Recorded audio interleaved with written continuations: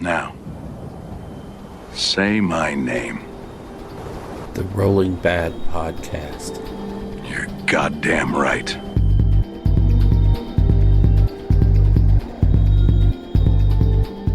Welcome to the Rolling Bad Podcast, episode number 28, coming to you from the desolate wastelands of Albuquerque, New Mexico. We're recording on June 24th, and I am your host, Elric Edge, and with me are Bill Costello and Ryan Taylor.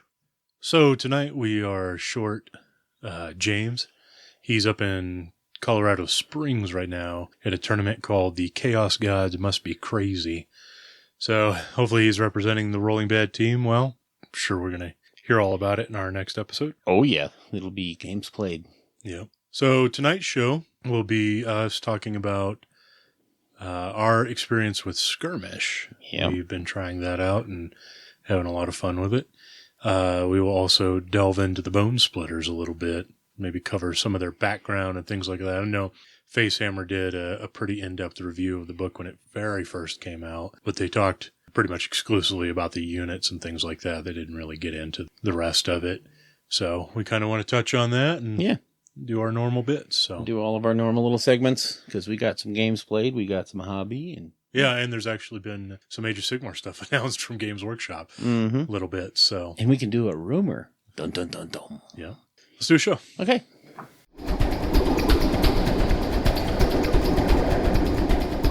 The Realm of the New Dawn. We're going to talk about stuff that's come out from GW recently. Can't quite say today because the only thing that came out today was some Blood Bowl stuff. Well, released today was Blood and Thunder. Yeah. Okay, yeah. Actually released today. Yeah. Vandus Hammerhand and Korgus Skull. Along with a Blood Secretor. Yeah, he gets a Blood Secretor rather than a mount in his box, so... Which is kind of nice, though, because that's the first time the Blood Secretors come out separately, right? Yeah, so none of the characters in the starter box have been made available separately. Right. So, yeah, Vandus by himself is new.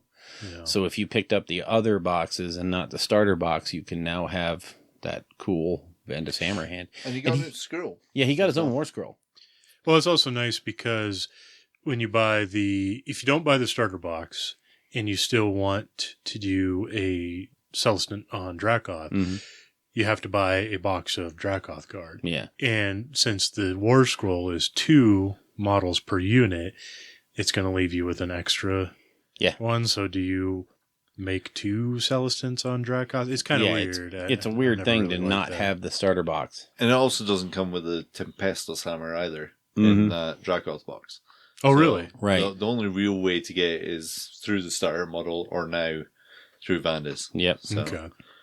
So yeah, it's a good thing for those people that bought, the getting started boxes and the little backfill boxes that they made, but you never quite had that one leader guy that you might want. Or people who are just because Stormcats are always going to be one of those armies that's easy to get into because they're always going to make just the big army boxes. It makes it cheaper to get into them. So. Oh yeah. And what's great about Blood and Thunder, from my point of view, is we now have 3 starters that we can go with. There's the really basic one that has like 4 models in it from each side. We've then got Blood and Thunder, which comes with a terrain piece. The box turns into a terrain piece and a mat, but doesn't have all the characters in it.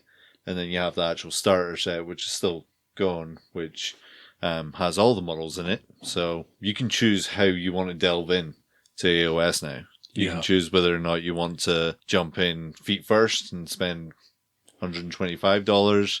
If you're not too sure, you can spend $80 and you get colored sprues as well. So there's another big difference is you don't have to paint these to make them look good for straight out of the box on the table. I think it's a really good idea from Games Workshop to have those 3 points. So that, if you're just curious and want to learn the mechanics, you can get the small one, which I forget the name of what it's called. Yeah, I don't know off the top of my head. But the cool thing is they're all viable too, because not only, you can use them to show people how to play Age of Sigmar and everything, but because of Skirmish, you start off with 2 Skirmish war bands, as well. One of the things you always have to keep in mind for game stores is real estate. It could be difficult, especially I forget the different levels of Games Workshop. Like when you're an independent retailer, you can pick different levels of carrying their product. And the top one obviously requires you to carry like everything they make. So you would need to be a pretty respectable sized store. But if you're smaller and still want to cater to Games Workshop, it can still be kind of a pain to carry like great big boxes of Dark Imperium, great big boxes of the Age of Sigmar starter, and then all this other stuff. Whereas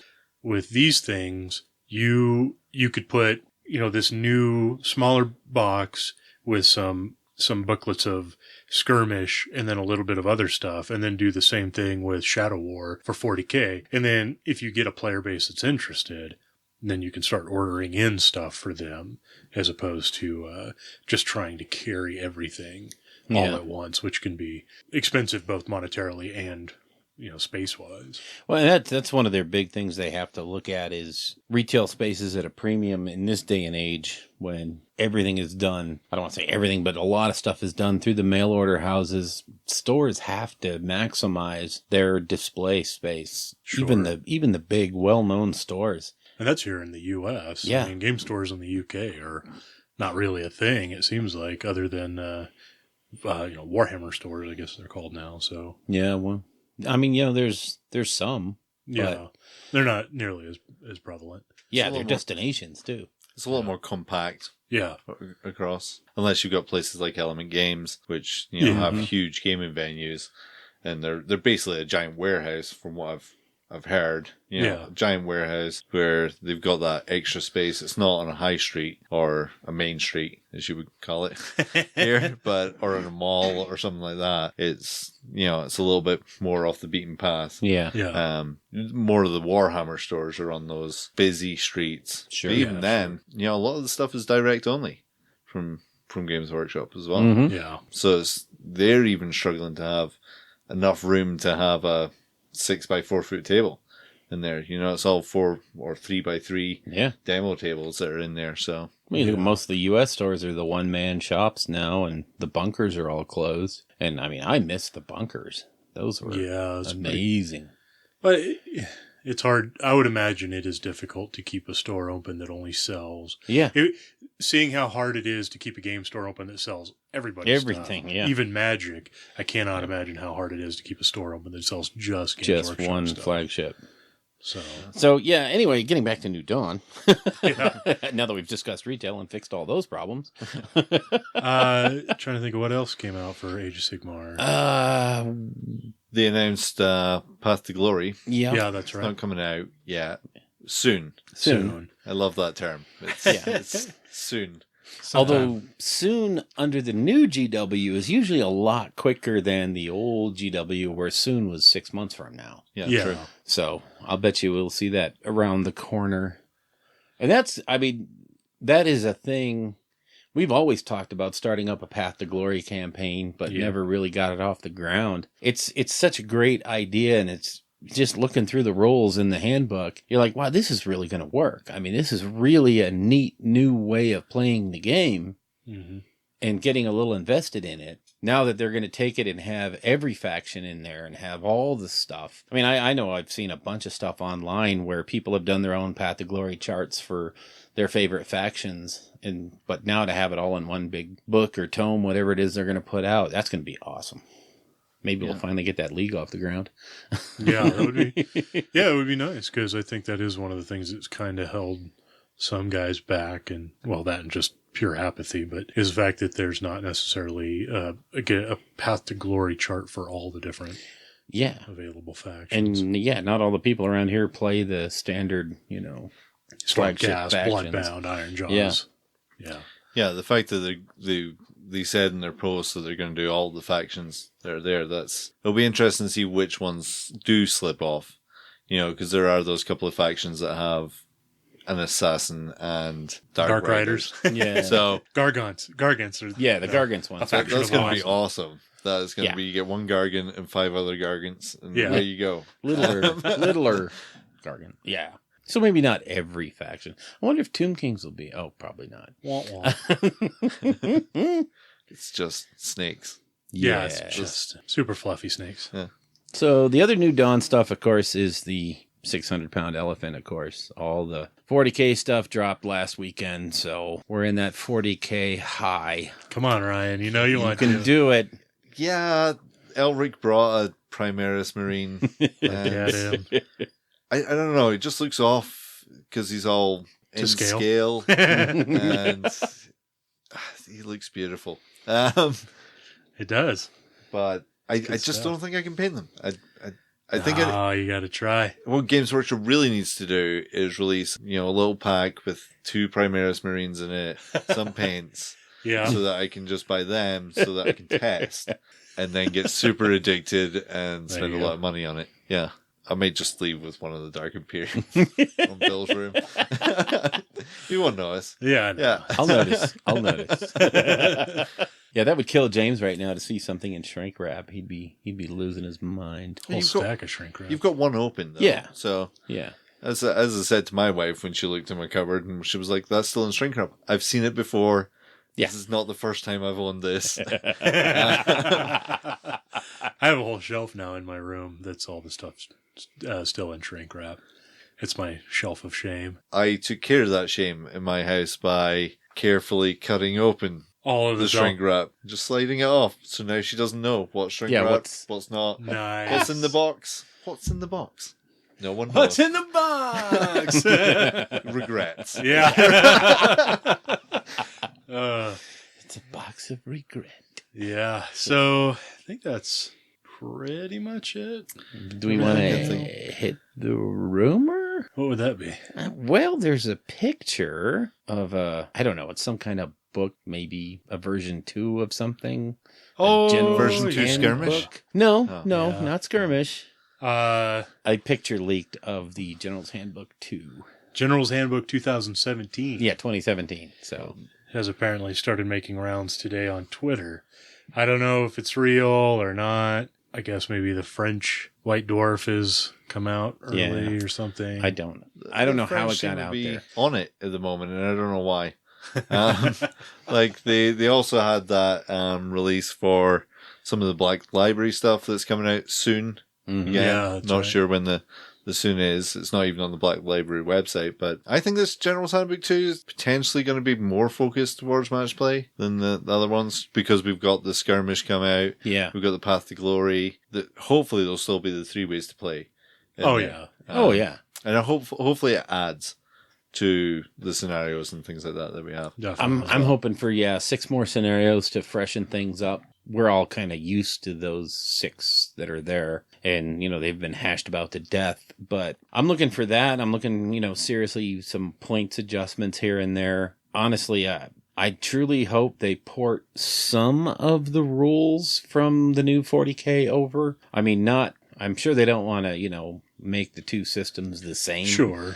But I think there's a couple of concepts there that might just work in Age of Sigmar.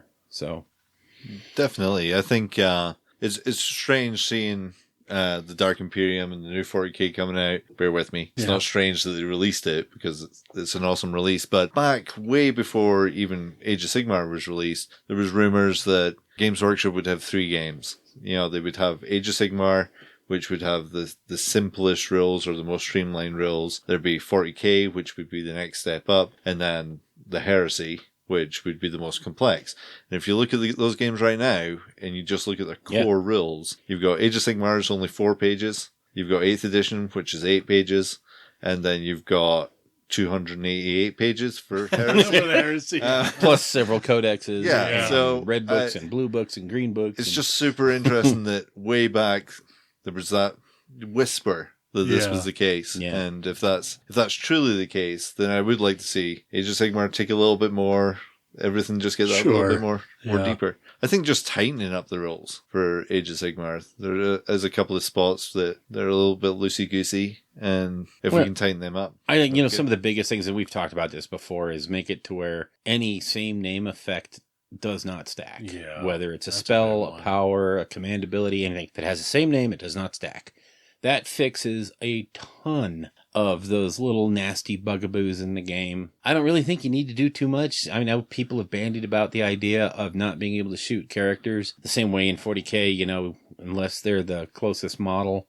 You can't shoot them. I don't know how well that would work, because that would make some armies a little untouchable and a little overpowered. But again, it's still something that you could potentially look at. You know, you could have snipers. Or limiting shooting in and out of combat. Yeah, I think that one's going to happen. I'd like to see a modifier, if anything. I would like to see some form of modifier as well, like the whole idea of I'm a unit with bows. I'm shooting at another unit 24 inches away from me, and in between us is 20 inches of forest. Yeah, that doesn't affect the shot in any way. That seems a little weird. The terrain rules, definitely. I think it would be nice to see some new ones. You know, the skirmish terrain rules look fairly interesting, but just different types, different rules for different types. We've had it now for a couple of years, Age of Sigmar, and so maybe it's time to try and change a few things. And you know what? You can try it. If it doesn't work, then you already have rules out for us to use. This is to Games Workshop, and if it really doesn't work, you can release another General's Handbook in 2018. Yeah, I'm guessing it's going to come based on the way that they've worded. Yeah, General's Handbook 2017. Yep. Yeah. And that's the thing, is you can put these all out as optional rules. Mm-hmm. You can have a set of optional terrain rules. True. You can have a set of optional, Well, and tournament organizers are going to use whatever they want anyways. Sure. Or event organizers. As long as you don't go, way past the realm of lunacy, as long as you keep it reasonably standard to where everybody knows what to expect. And I mean, you have to admit, the last couple of years since General's Handbook 1, playing Age of Sigmar has been a lot more fun and a lot easier and a lot more approachable for a lot more people. So I don't think they really want to mess with that recipe too much. But there's some tweaks. There's a couple of tweaks here and there. What I love about it is we're not looking at having to rewrite those rules because they're broken. This is what they have to do now, is just pinch here, a tweak there, and it's so nice to play a nice, good rule set. So yeah, you don't have to wait, 3 to 4 years for that new book to come out. We're going to get a new General's Handbook. We're going to get hopefully points tweaks, 280 point Morangulls. So. I'm fully in favor of that. Good stuff. Yeah, I think that's New Dawn. I looked at the releases today, and like you said, Blood and Glory came out, but other than that, it's all they're releasing all the old Blood Bowl teams this week. Yeah. So I'm sure they're in that lull right now where they're just, hopefully they're at home sleeping after the release of the new 40K. Yeah, I have a feeling in the next 2 weeks we'll probably get some follow-up to the Primaris Marines at the very least, if not the announcement of some of the new codexes. Mm-hmm. Sounds like those are all going to come out in pretty rapid succession. I think that's how they're designing it. Hopefully we'll either get General's Handbook 2017 or something for Age of Sigmar. Well, we know Paths of Glory is coming, so that'll hold us over for a little bit, and within a month or two, get the handbook. Yeah. So it's a great time to be around. So definitely.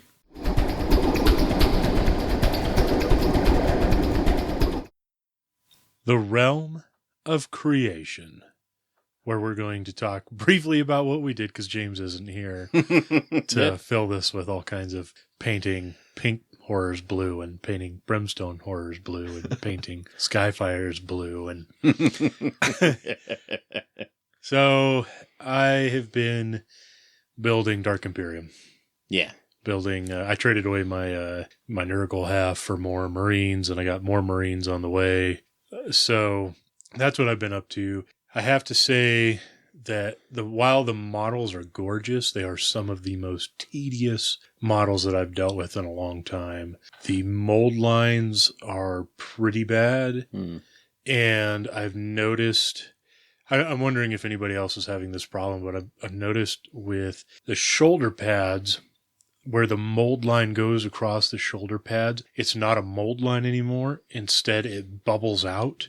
So you get this big curve. It kind of misshapens the shoulder pads. And it's like that. I have not built the Hellblasters or the Interceptors. I've only built all my Intercessors and then a bunch of the characters. And pretty much all of my Intercessors, the shoulder pads are like that. Weird.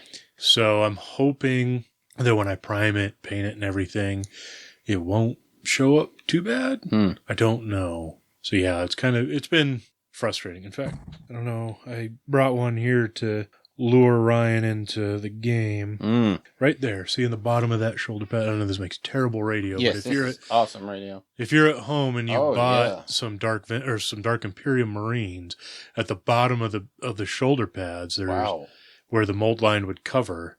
It's like this big blob of plastic across. Yeah, that almost looks like a miscast. So I thought maybe it was like that, but I feel like all of my intercessors are like this. I haven't looked at the other squads. I wonder if that's supposed to be a feature. Yeah, really. No, part of the Mark supposed X to be armor. there. You see what I'm talking about, right? Yeah. That's weird. I've never had that happen before on a model.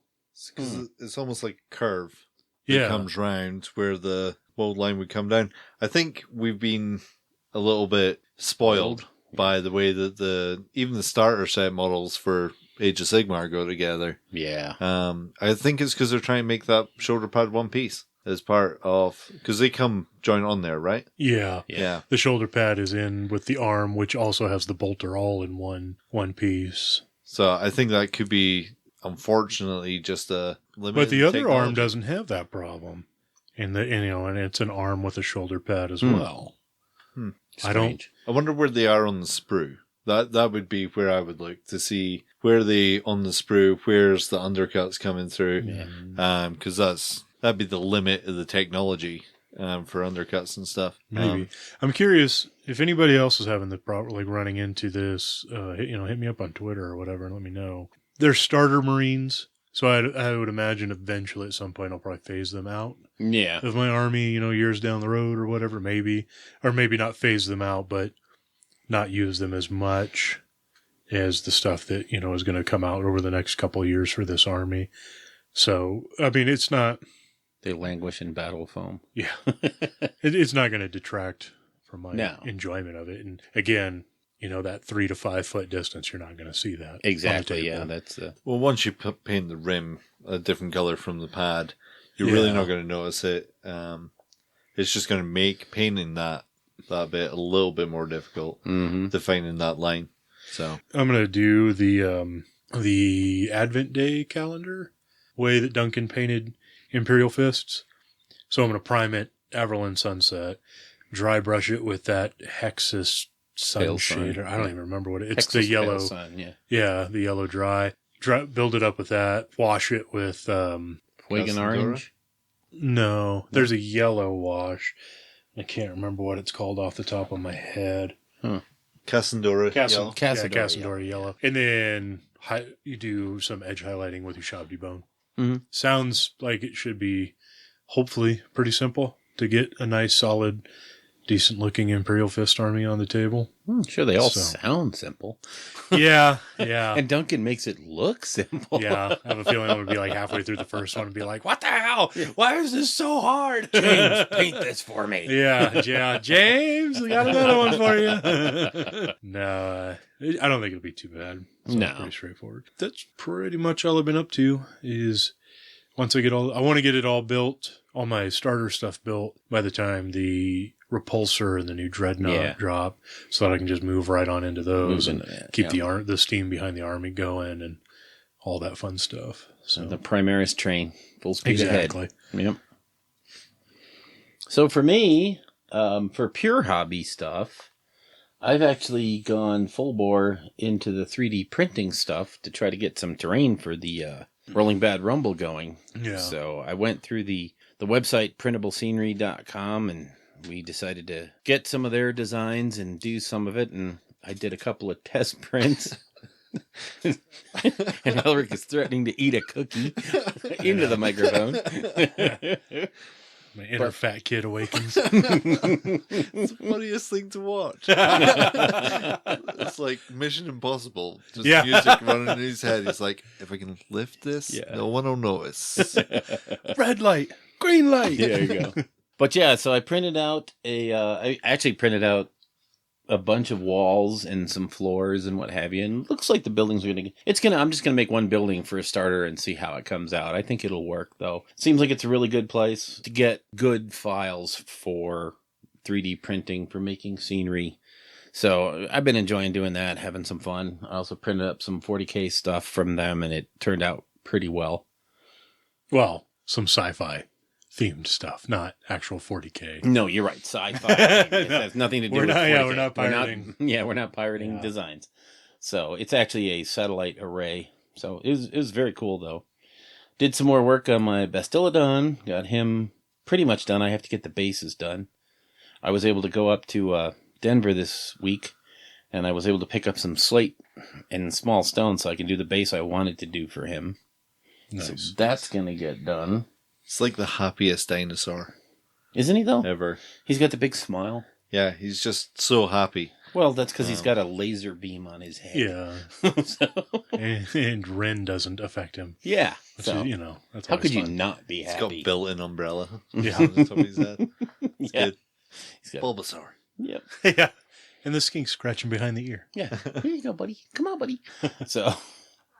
But that's about it. I really haven't worked on that much else because I had to take a week off and go do some other stuff. So, yeah, that's. Should I talk about buying an army? Yeah, that was my realm of creation. I created... Well, I didn't actually. I sold my army to Bill. So that now means that over 50% of the Rolling Bad crew have an army from Ryan. Yeah. But Bill went a step further, and he actually has his painted. Yes. So Yes. that just means... And I don't remember how I did it, so that just means anything he wants to add to it, good luck. Yeah. Pretty much. Pretty much. Other than that, not going to class purchases as a as hobby, as maybe some other podcasts do. But I'm getting things together for the Rolling Bad Rumble, slowly but surely. I promised to myself that I'm not going to kill myself 2 weeks before an event to try and paint these. So I'm going to do it. It's only like 2 months away. It's less than 2 months away now. I didn't realize that. Yeah. Again, I should probably read the pack for things. But I was like, oh, yeah, I've got a tournament in November. And I'm like, oh, that's the one in Denver. Rolling Bad. When's Rolling Bad? That sounds like October. Yeah. Rolling Bad Yeah. Rumble October sounds a lot better to me right now than Rolling Bad Rumble August. Yep. So, yeah, it will be a little bit a paint timeline. But if I plan to get it done for the 1st of August, it gives me a couple of weeks to go and do a display board and stuff like that. So Yeah. I'm going to give myself a full deadline to have it all done. But it's a pretty... I'm going to choose a couple of pretty big models so that, yeah, they might take a bit longer, but they'll eat up a lot of points. So Yeah. Star Drake. maybe. You don't want to say what your army?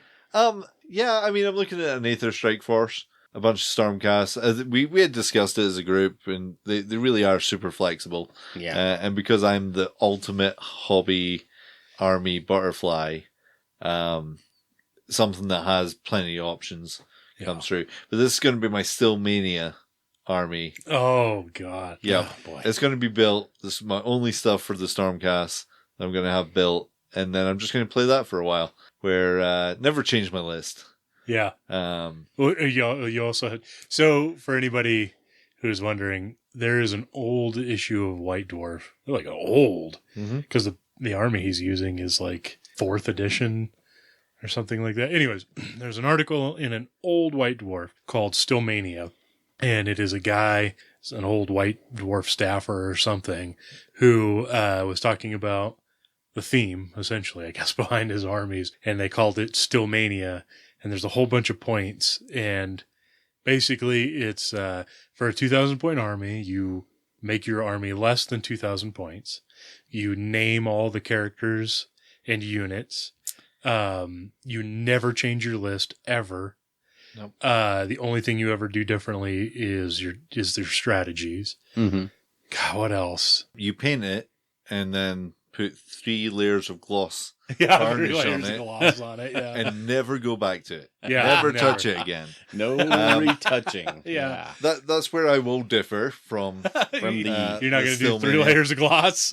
No, I might, but it's definitely getting a matte after that because there's no way I can play with gloss armies. There was a guy back when I played Warhammer Fantasy, And we'd always be talking about how we were going to paint something. And he's like, yeah, so you do this, you do that, you paint it really well, then you just gloss varnish it. And I'm like, ugh.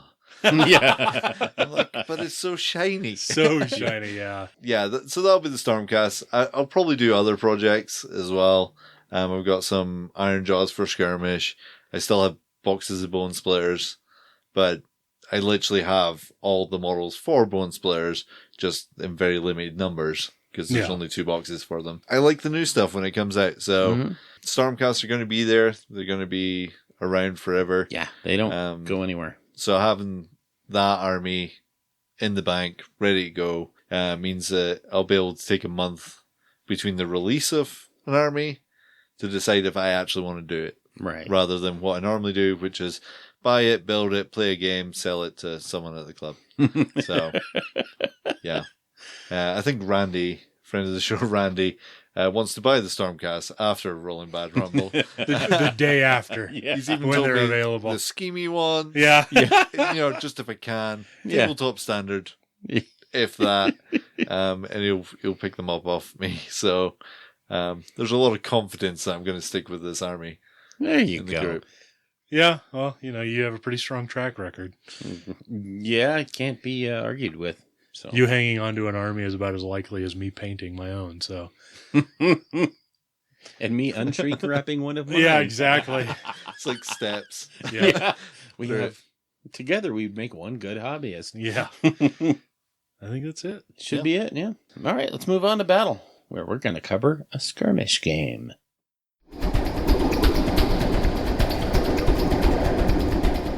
The Realm of Battle, where we're going to discuss our game of Skirmish that we had today.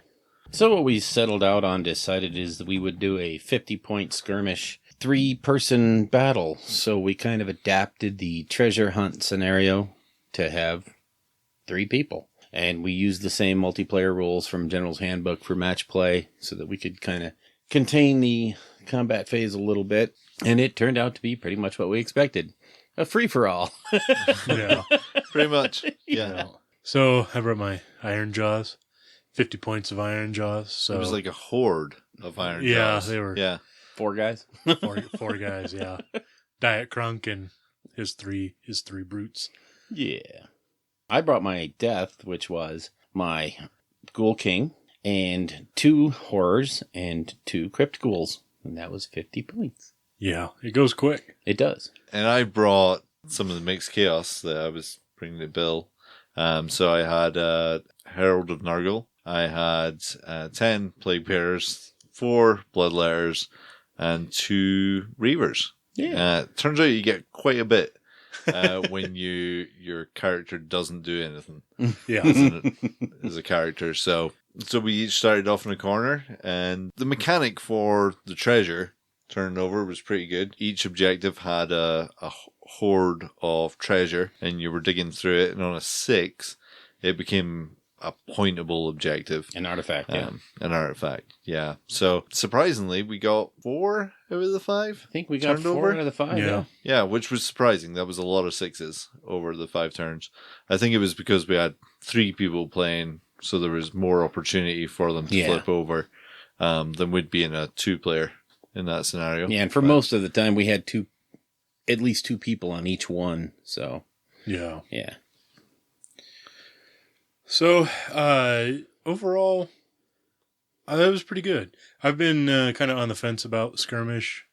I mean, to be honest, I wasn't really that excited about it. I know a lot of the guys in the group have been pretty pumped about trying to get games in, and my hesitation with it isn't necessarily with Skirmish. It was more of the I'm just kind of in a weird spot with Age of Sigmar at the moment. But it was a good chance to play it and see what it's about, and I liked it. I had a lot of fun, and I got some Fire Slayers on the way to have a skirmish band, not to build a whole army. So I just bought like 2 boxes and a character, so it's only like $1,200 worth of Fire Slayers.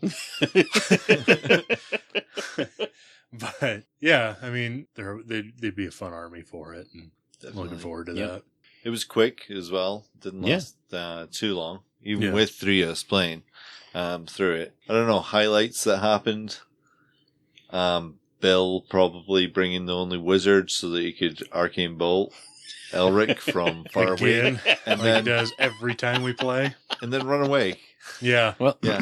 you think I'm going to face that thing? That green thing? Finding out a rule on the Herald of Nurgle that gets wins Yeah, back every that's a time a unit highlight. dies within 7 inches. Turns out really powerful in Yeah. Skirmish. In Skirmish. Yeah. He went down to like 2 moons left, and then by the end of the game, had all his wins back. Yeah. So Yeah. that was nice. Thanks, Crunk.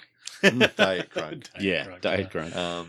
There was the one brute that took out about 10 points or renown worth of models. So Yeah.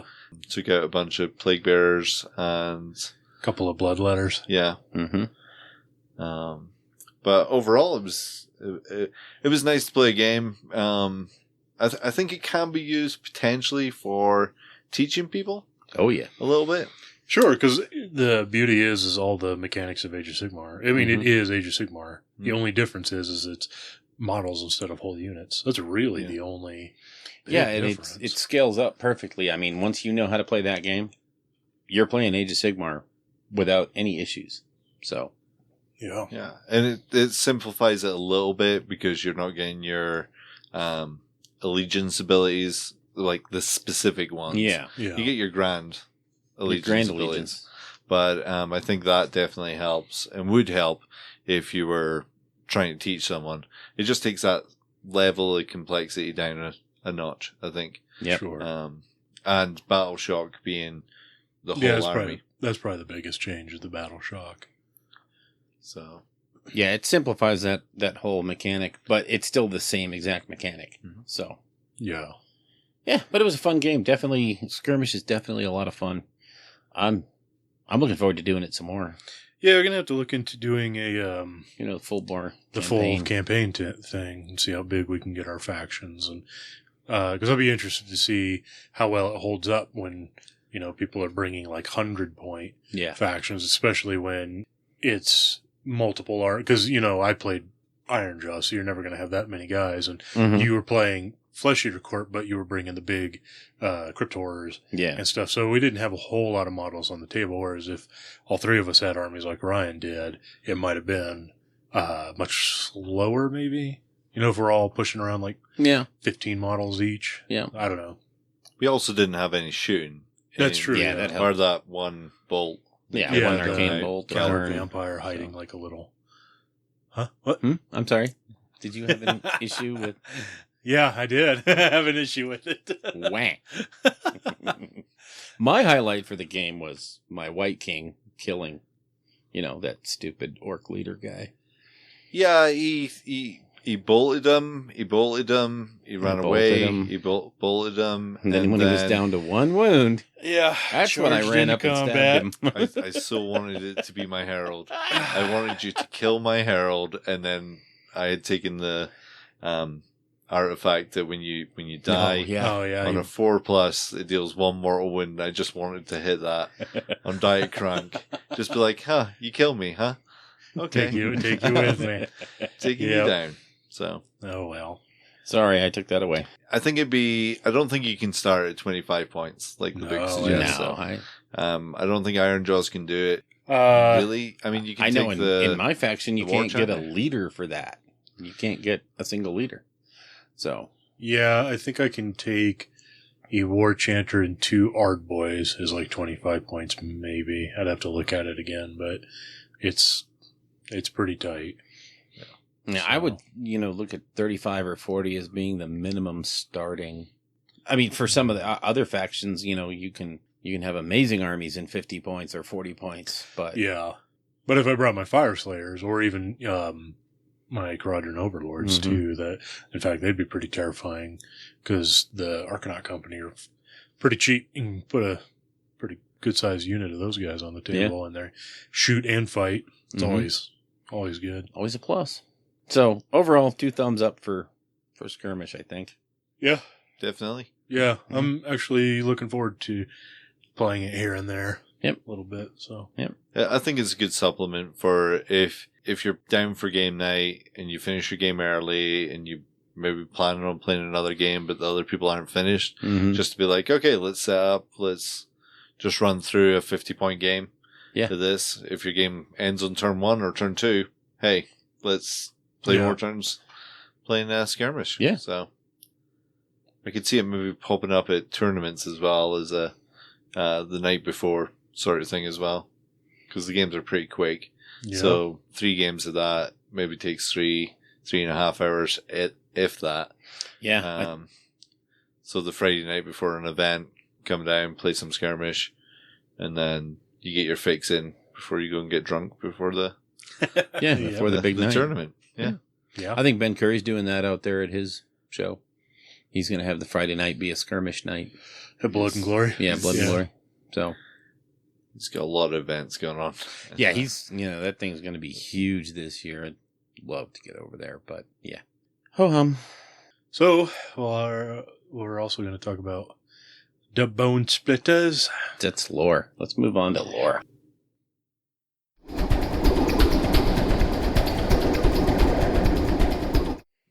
The Realm of Lore. And this time around, we're going to cover an overlooked book that generates some hatred among some people because of one particular formation in it. But the Bonesplittaz book does offer a little bit more than just the Kunnin Rukk. There are other battalions in there. There are other war scrolls. Not that are worth anything, but no, I'm kidding. 2 Kunnin Rukks. Yeah. Right? When you say there's more. Yeah, you could run 2. You can run 2. But I saint it. I think this book gets a pretty bad rap because of the Kunnin Rukk. And it's not so much that I think the formation is bad or anything, but it's the way it plays mechanically in the game. It can end up taking a lot of time, especially if somebody maxes out the units and you're looking at 90 shots in the hero phase from the bows, from the arrow boys, and then 90 shots again during the shooting phase. It takes a while to roll all those dice and generate all the numbers and all that stuff. So it can create a negative play experience for the other person. But there really is other stuff. And the lore in this book is really, I think it's pretty darned interesting myself. And I think we'll probably start off by covering some of the lore that's in there. So Ryan, you want to kick off the lore discussion? Yeah, so right from page 1, right, it's the Bonesplittaz are Oryx. They're roaming around, and they get filled with Gorka Morka's essence, pretty much. And it makes them go a little bit crazy. It's unlike how Savage Orcs used to be, where they were down in the deserts and they had got a bit soft because they were in the sun for too long. Probably in the Midwest. Yeah, If I'm honest. So just below Cleveland. Yeah. But yeah, they just feel this, this desire to go and hunt and find these spirit beasts, as they're called. Yeah. So you've got the Wargog prophets who lead these massive hunts to try and find where Gorka Morka's essence is. Yeah. And it's much like many of the gods, many of the factions that we've seen in AOS, where they think that their god's essence is in something, right? You've got the overlords who think that, whilst they're very scientific, they do think that one of their god's breath is the Aether Gold. The other Dwarden, who think their god's essence is in the Urgold. Much like this, the Bonesplittaz think that the bones of beasts are where Gorka Morka is. So they go on these giant hunts, and it doesn't matter what type of beast it is, whether it's an ice beast or a huge, Stonehorn or a Dirthu. It doesn't really matter. They really want to just kill it and take the bone so that they can harvest its essence in there. So it might not be bone in the traditional sense, but they want to release that spirit, and they're just the ultimate hunters. The background really seems like these roving bands of hordes of Bonesplittaz run around taking down these giant beasts. It's almost like that classic scene where you see cavemen taking on the woolly mammoth. Yeah. You know, Oh, yeah. they're pushing them towards a cliff, or they're trying to, you know, take them down. And the units that we don't see in the game really bring out that flavor. They've got some rules in there that really bring out the flavor of what they're all about. I think from what I've been reading, through this is the Wargog prophets are feeling like Gorka Morka is coming back. He's coming back, and if they can just get these beasts and subdue them and kill them, then they can release enough for Gorka Morka to show up and lead them to where they want to go. So to more fighting, I'm sure. Probably. Well, they're still orcs underneath it all. Yeah. You know, they have a quest, but they're still orcs. But they've even got, you know, a fairly deep understanding of what's going on. They think that each of the mortal realms has a soul. So they think that in each of, much like the great beasts that they hunt on there, that there must be a bone in there, right? They have to have a soul. So they've got a spirit bone for each realm. Okay. And so they want to make sure that they're releasing that Wa energy from that. So there's some Wargog prophets that are trying, the spirit of Gur, for example, the realm of beasts, they think is actually in one of the big monsters that run around there. So they want to try and release that as well. So it's really just all about hunting for them. They want to bring down the big beast, and that is reflected in the rules. Unfortunately, when it comes to match play, you're limited to how many monsters show up on the table. Mm-hmm. Yeah, that's true. How far away they are from you, and what's competitive. But I don't think that some of the other rucks are not competitive, and I also think that the Kunnin Rukk can be used in a way that's not just Makes your opponent want to carve their eyes out. Yeah. Well, you've got experience of this. Yeah. You played them at LVO like 4 times out of 5 games. It was all a blur of mini arrows. Mm. I wonder what would happen if they got their hands on a god beast. Oh boy. That'd be pretty legit. Yeah. A lot of bone spirit in that. A lot of bone spirit. I mean, even looking through, the Battletome's got some great art in it.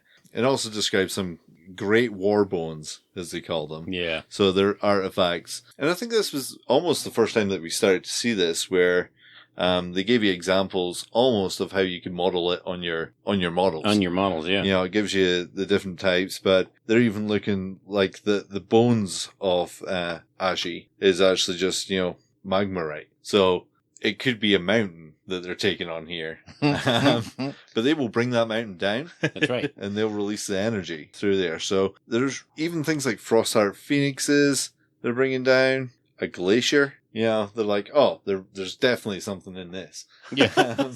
Yeah. Gotta chop through that thing. Yeah.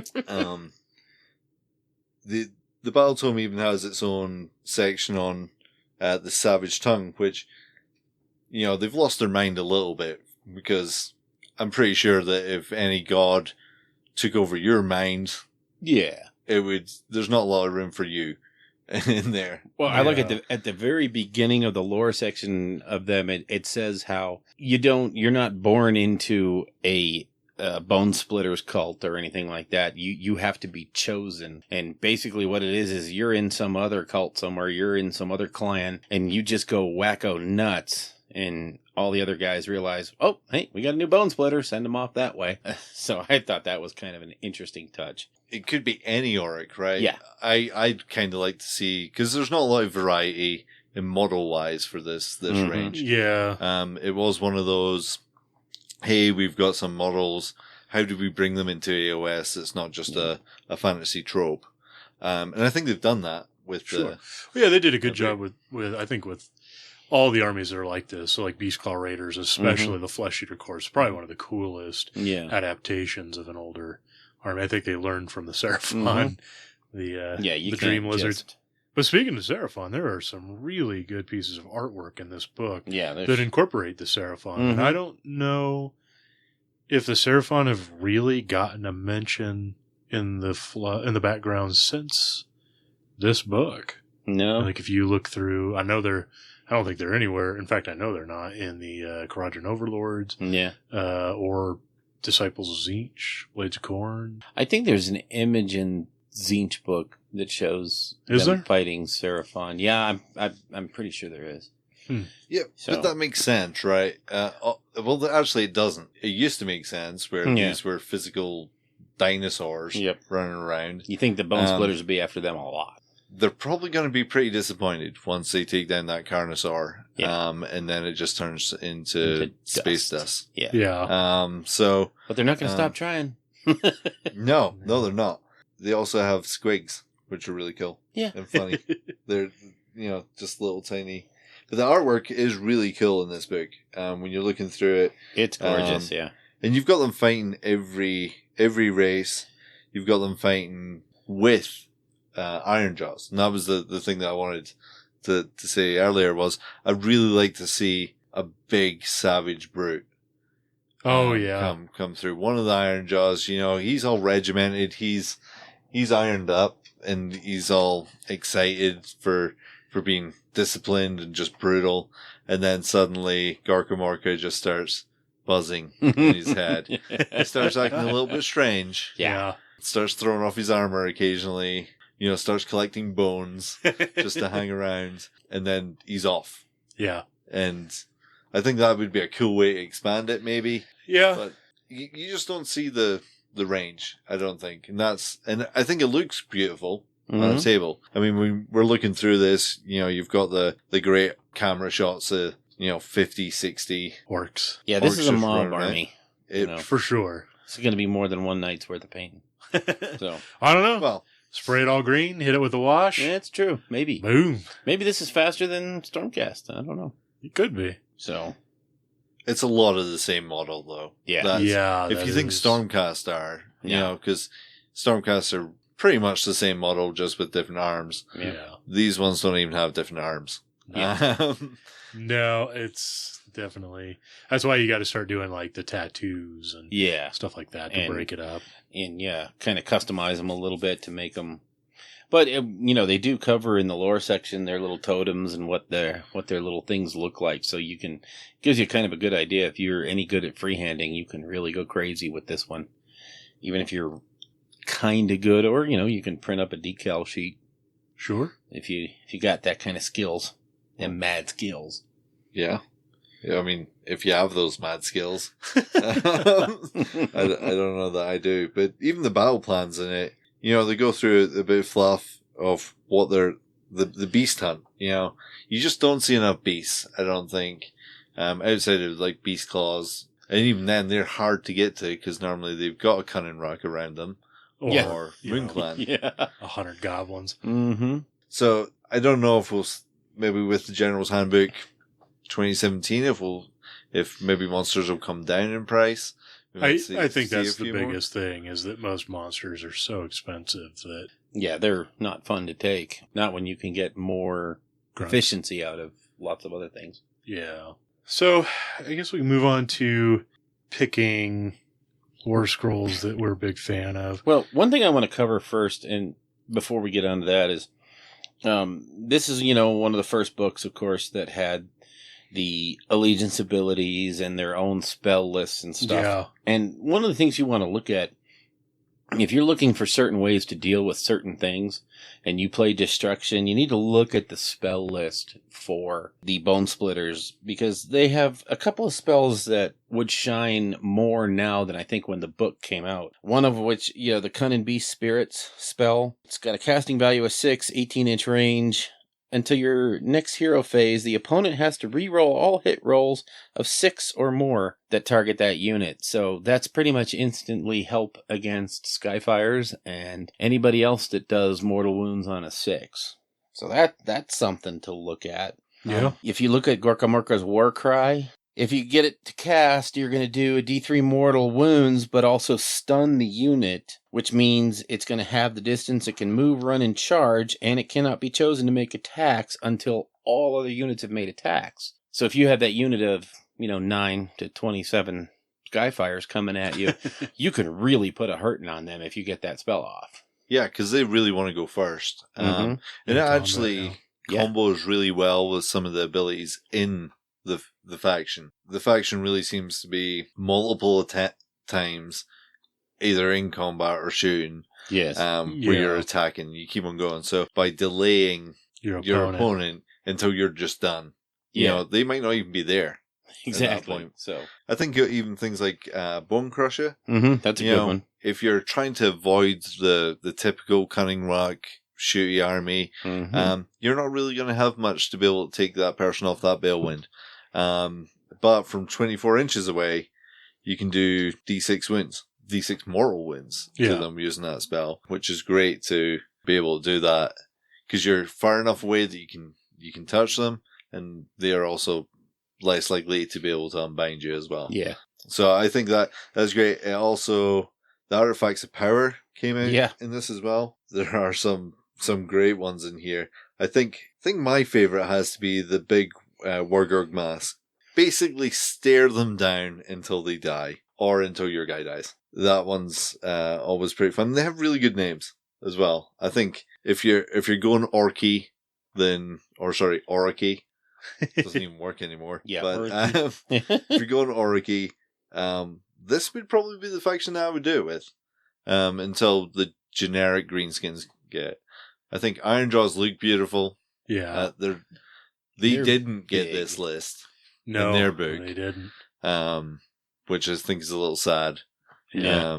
But I think for pure Orky goodness, these are probably the army that you would look at to be pure Orc. Or Auric. It's only been 2 years. It's a very, I think it could be a very fluffy, fun list. With a lot of theme behind it, if you stay away from the Rock, or the Kunnin Rukk. I mean, I think all of their battalions are kind of interesting, and when you add the generic destruction stuff from the allegiance abilities, they're definitely playable on the table.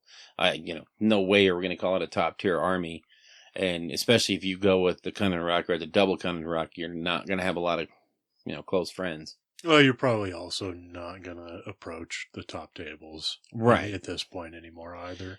And that's it. But the thing, there is some efficiency in using these guys, and not always just the Kunnin Rukk. There's other formations. So, yeah, I think if you go like Kunnin Rukk, not only hitting the top tables, but you're probably not finishing very many games either. Well, that's true. Yeah. And I think it takes the interaction away from you and your opponent when you're rolling hundreds of dice in your hero phase. And then I think Elric summed it up pretty well after the LVO sometimes, where it was like someone would roll a bunch of dice and you're like, okay, kill. Now it's my turn. I get to run forward. Oh, nope. That was your hero phase. That was a hero phase. Yeah. Now it's shooting. Yeah. So. Now I get to go again. So. Yeah, and that can get, but there's a lot of things you can do to speed that thing up. Like, I've heard tales about people that, they have the dice already set up in a bucket, ready to go. So when it's their turn to shoot in the hero phase, they just dump the bucket, pick through the, you can speed the process up. You can be the not that guy player and play the Kunnin Rukk. But I mean, if you are running, the units of 30, chances are, no matter what you do, you're going to be that guy. There's way in, if you're going to use this in with another army, as filler or even as the base, and then maybe add some Ironjaws to it, you can kind of play around with. You don't have to take units of 30. You can take a unit of 10 and still have fun. Yeah. I think it does still suffer, though, with that destruction problem that destruction has. Once you start taking other elements like Ironjaws or Beastclaw Raiders, it stops becoming a bone splitter's force. Yeah. At that point, you've just got segmented parts of your army that can do things, but you just lose that flavor, and you also lose access to the artifacts, the spells. Yeah, right. And the spells for these guys are pretty powerful. When you roll a double, when you're casting these spells, a lot of the time it's boosting something up. It's doing a lot more damage, or it's doing a lot bigger effect. And I think that's where some of the power in the list comes from that you just don't see, because currently, or at least in my personal experience, you're just seeing that one battalion, sometimes doubled up, in a generic destruction force. Right. Which is a little bit sad. But maybe we should go through the battalion that we like that's not a Kunnin Rukk. Yeah, no one can pick the Kunnin Rukk. Sorry. I mean, you can have non-Araboys in a Kunnin Rukk. So I've actually had that discussion with people about taking a combat Kunnin Rukk army, and I think it has some legitimacy to it. It's hard to overlook the shooting. Yeah. The Kunnin Rukk shooting. It's because it's just so disgustingly good. But if you don't want to play that, put that limitation on yourself, but still want something that is going to have a viable punch, then just take regular boys and chop twice. I think. And the way the Kunnin Rukk is worded, you can either, in the hero phase, you can either choose to shoot or move, or, here's the biggie, do a combat. Yeah, exactly. So if you have a unit of 30, even, the units you can take are the Savage Oryx. You have a unit of Savage Oryx that are getting to attack twice a turn. That's going to, granted, they don't have huge stats that are going to make you go, oh my god. No, but they have some good synergy with their buffing characters. And that's it, is you can do some serious work, especially if you've done something like slow the other guy down where he can only attack last. Yeah. You're going to make sure that you hit him in the hero phase, and then in your combat phase, you're going to hit him again before he ever gets a chance to do anything to you. And potentially, I'm going to have to reread the rules again a little bit, but the big boss is part of the Kunnin Rukk. Mm-hmm. So the big boss has a great rule where once he's attacked, another unit gets to attack. Mm-hmm. So in theory, you could use the Kunnin Rukk ability on himself because he's within 10 inches. So if he's in combat, he can make himself attack and then another unit attack in that hero phase. So you get one round. Then you can put your weird, whatever the big spelly guy's called, to then make him do it again. Okay. So then another unit can hit him. So you can attack twice in the hero phase, and then you get to attack again in your combat phase at that point. And you're getting no attacks back in that hero phase. Yeah, through that point. Huh. So if you can get to combat, that's the biggest thing, is getting to the combat. But if you can make your big boss go, he does have that rule that allows another unit within 10 actually to attack. So they can be in completely different combats. Yeah. Just knocking away. And yeah, it's the Wargog. Is it the Wargog? The Wargog Prophet. Yeah. His command ability is when he uses it, select the Bonesplittaz unit within 15. That unit can immediately pile in an attack, as if it was a combat phase. It doesn't prevent it from attacking later. Yeah, so technically you could actually attack with that thing 4 times. Twice in the hero phase, twice in the combat. Imagine a unit of 30 just putting the whooping on you 4 times, and if the other spell has gone off to where they can't go until last, you get 4 shots at them before they ever roll a scene. Of course, we're getting right back to that. Wow, that was a negative play experience for your opponent. It is, but it's another way to use the unit. And, you don't have to take units of 30. So even it's going to still have a lot of efficacy with a unit of, or 2 or 3 units of 10. You are giving them a chance, though. So you're giving your opponent a chance to kill the things before they get there. Mm-hmm. Or kill them down in the other combat phase. Yeah. You're getting that interaction between combat and combat. Yeah. Whereas when you're using the shooting side of things, there's less interaction coming through. So that's us talking about the Kunnin Rukk that we didn't want to talk about. Yeah. It's just another way to use it that isn't Arrow Boys in units of 30. I do think the Teeth Rukk is pretty cool. Yep, that was going to be my choice, was the Teeth Rukk. Yeah, I was going to talk about that one too. So we all picked the same one. We found the new filth. No. Yeah, no. I like the big Stappas. I think they're really cool, but they are a bit fragile. And I think your opponent's probably going to focus on them if they can. But because regular Savage Oryx are so cheap, a good way to run this would be you take like just a 10-man unit and you screen the big Stappas with it. Yeah. And because the Teeth Rukk is 3 to 5? 2 to 5. 2 to 5 units of the big Splittaz, or the big Stabbas. Big Stabbas. And in your hero phase, you can pick an enemy monster. Each unit within the Teeth Rukk that is within 6 inches of the monster can pile in and make an attack as if it were the combat phase. And then they can fight again in the combat phase against the same thing or whatever. And that's a pretty common thread throughout Bonesplittaz, is you get to do things again. So some important things here is you screen it with like 10 guys, And if your opponent isn't, could potentially fight those 10 guys and kill them, who cares? And now it allows your dudes to pile in the hero phase and fight. And I think one of the really important things to keep in mind, because that is a reoccurring theme where something in the Bonesplittaz can fight in the hero phase, and then they can move in the movement phase and charge and fight something else. So if they can kill whatever they're in combat with in the hero phase, you could easily keep steamrolling through an opponent's army. Mm-hmm. I think one of the good things about this Teeth Rukk is, just as you say, you have your normal Savage Orcs right in front, your Bonesplittaz there. They've got a 3-inch reach. Oh, the big stabbers do? The big stabbers do. Yeah. So, and it doesn't say that they have to get in within quarter of an inch, right? It's not a charge. Right. So, in your hero phase, you get to just move up to behind them, stab, stab, stab. You're 3 inches, just within that 3 inches. And I think that's a really good defensive thing for for the Teeth Rukk to be there for. And to be honest, I don't think it's that expensive either for the cost of the battalion. I think when we're looking at it, you're looking at 40 points for the Teeth Rukk. Mm-hmm. And so if you're taking 2 units of big stabbers anyway, yeah, then why not? Why not take it? Exactly, Yeah. just to give you the opportunity. And now I'm sitting here wondering, if a unit's on a Balewind Vortex, they can't be meleeed at all, can they? No, you can't come within.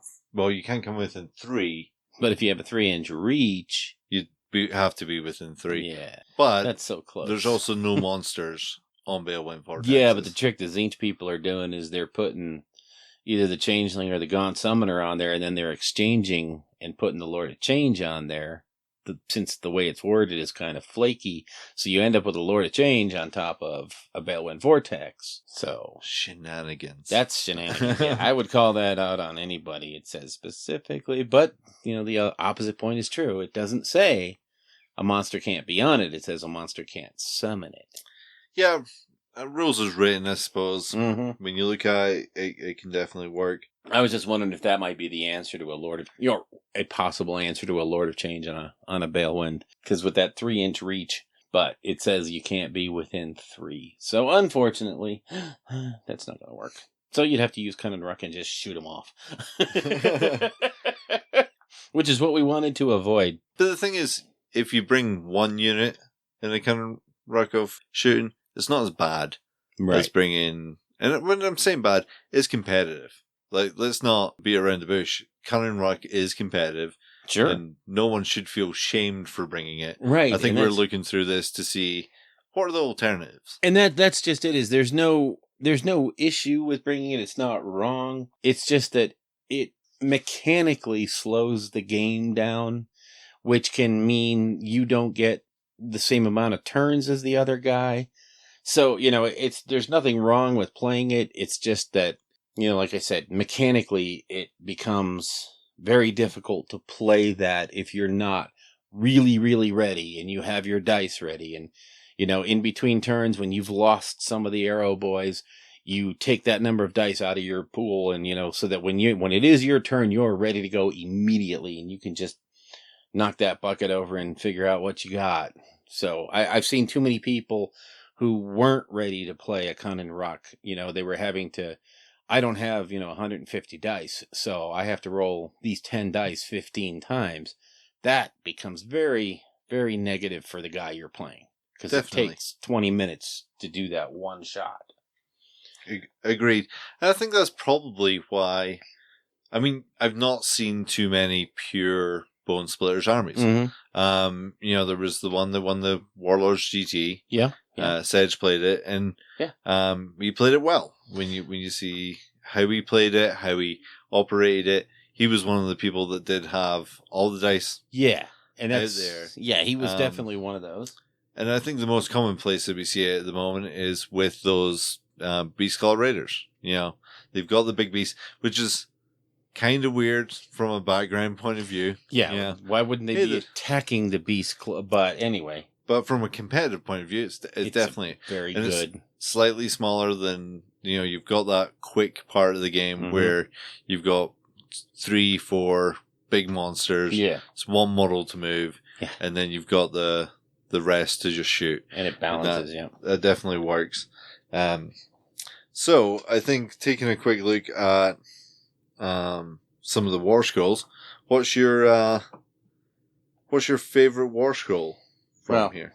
Again, people are going to laugh because I never picked the really tough stuff. I picked the stuff that I think is really cool. I like, personally, the Savage Boar Boys, just because I love the look of them. I like any kind of orc model riding any kind of, crazy beast. And as far as I'm concerned, the look of those Savage Boar Boys it's totally cool. They have that aesthetic that just screams, these are weirdo orcs. Definitely, and they've got some really cool rules as well. Mm-hmm. I mean, again, as we were saying, the models can be used for 2 units. Yes. There's only 10 War Scrolls in here. Yeah. Which is actually pretty creative from Games Workshop, considering there's only really 2 plastic boxes. Yeah. And then the characters. But the actual Boar Boys, they get to hit and run, so they can retreat and charge in the same turn, which is just really flexible. Anytime that you can run and charge, that's a big bonus. Yeah, getting into that combat and then going and charging in there, which is pretty nice. I think my favorite has to be the Moor Boys. So, yeah, they're not on a boar, which I kind of wish they were, because it'd be kind of even funnier. But the fact that they have Death Ride, it's just brilliant. It's, you're sending these guys up, and they're not too costly compared to the normal guys. They're not battle line, which is probably why you don't see them too much. You've got this idea that these guys are hunting monsters. Yes. They're coming in, and they will kill that monster. That's or right. die trying. Yeah. So I just really want someone to have a Stonehorn model on their display board if they're running Bone Splitters, to have just 5 or 6 dead orcs, but with their shiv. Yeah. In his liver. Yeah. His stone liver. I'm sure he has a liver. Sure. The Stonehorn, but and then just one wildly excited as he's bringing it down. Yeah. As his 3 friends have just not been able to do it. Yeah. I just think there's a really characterful rule in there. What do you think, Elric? What's your favorite unit? War Scroll? My favorite War Scroll is probably the War Doc. I don't know. I like him because he's both a wizard, which is always useful for the reasons that we talked about earlier. I get yelled at for taking wizards, but you can pick one as your favorite. I see how it is. Yeah, this is for actual games, not fun, fluffy, small games. Taking whatever you need to win. That's why we're not picking the Kunnin Rukk, though. Come on. That's all we've talked about. Don't stomp on my narrative, man. Yeah.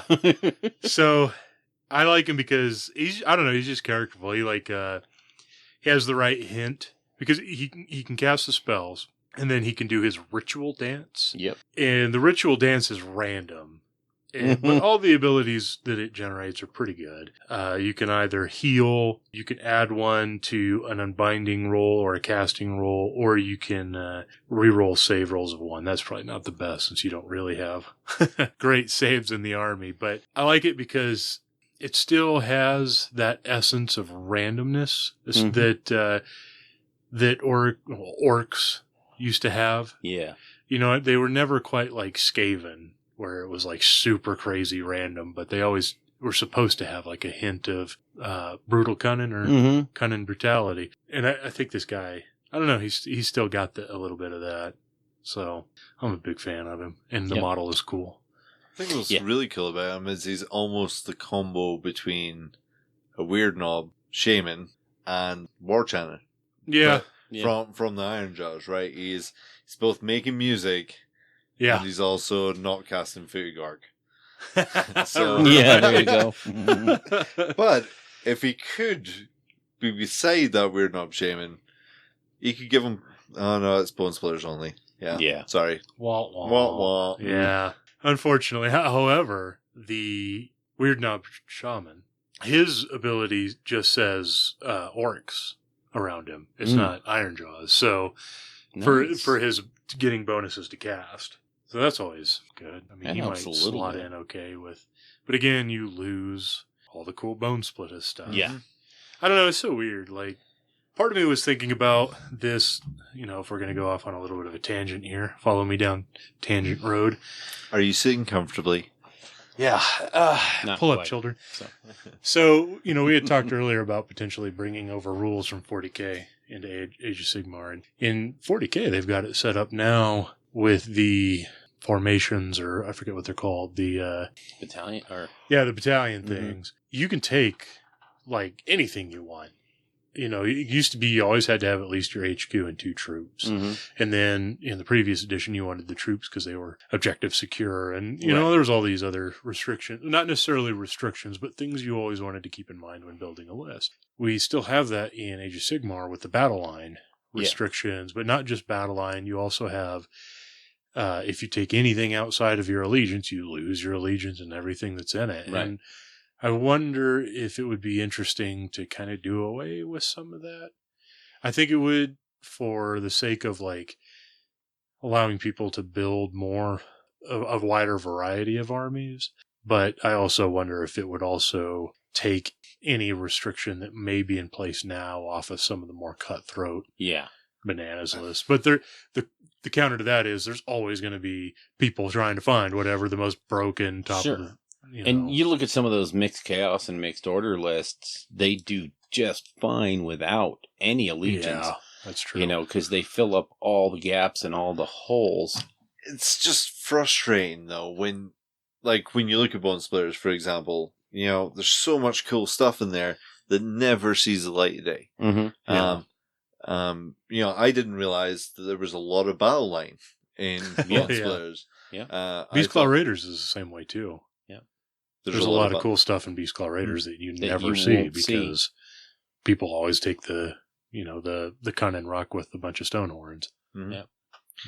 And, it's something I would say maybe not do in matched play. Allow those, bring those allegiance abilities and what have you into the narrative world, but relax those restrictions so that you could have an Ironjawz Bonesplittaz mixed army, say, I don't know, maybe 75%, 25%, make some kind of point limit and still maintain those allegiance abilities so that you can explore those kind of weird, crazy, because, if you want to have the ultimate monster hunting army is you have, 75% Bonesplittaz and 25% brutes. Right. Which is 5 brutes. Well, it's only 5 brutes, but duff up the big dings. But and it might sound like, oh, that's crazy over the top, too powerful, when you apply it to Tzeentch and Khorne and all those other things. But you also have to look at the fact that the other guy's going to be able to do the same thing. Yeah. So he's going to be bringing that filth. The thing, though, there is that there really are no rules to narrative or open play. Right. So there's nothing stopping you from just doing that anyways. I'm sure there's people doing this already. Yeah. Sure. Though that what I think, and you brought up, Tzeentch and the Khorne Battletomes, that is what I would love to see for destruction, for death, for where you're getting this Battletome that has Oryx in it. Yeah. It's just all the Oryx. Gorka Marker Returns, or whatever you want to call it. Yeah. And it's just a tome there with, if you just have this keyword in there, everything's brilliant. Yeah. You've got everything in there. You can still use your spells as long as you have this generic keyword. And unfortunately, I think that destruction is, at the moment, so limited in its different races that something like that, just for destruction or just for death, even because they're in a similar place, would really help those factions come to the forefront. I mean, Beastclaw and Kunnin Rukk, right? We're seeing it all over the places. It seems like Beastclaws with something are or, doing really well on bunch the of West Coast there. The Moo clan. Yeah. Moo. We're seeing it everywhere. But I think we would see more diversity, and we maybe even see Oryx. I've looked through the